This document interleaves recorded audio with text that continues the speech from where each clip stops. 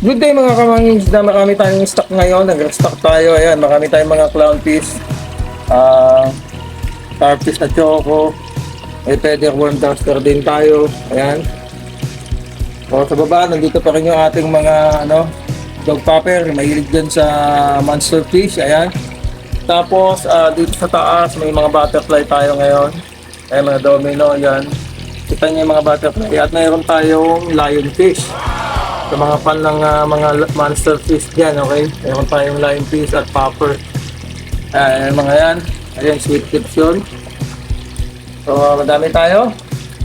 So, meron din dito yung tawag dito.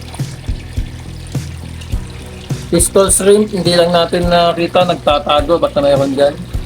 Okay, sa kabila naman. Oh, ito. Ayan, ito. So, naghahanap yung aalagaan na lang. Mayroon tayo. Ayan, oh. Ang tawag dito ay pico. Ayan, may mga clownfish yan. May anemone. Nakita nyo naman dun. May feather worm duster din. Ayan, pico. Available yan. At kung gusto nyo ng malaki-laki, 27 gallon, mayroon tayo dito. Ayan. Ayan, oh. All in one. May kasama ng filter. Mga stable ang fish niyan. So, ayan. At kung gusto nyo maliit-liit lang, yan, may ganito. Yan, pwede kayo magpa-cycle sa amin yan. Kagaya nito, nagpa-cycle sila madam. Ayan, may katamang door yan. Yan, so dito lang yan sa nag-iisang Calamba Saltwater Fish Shop.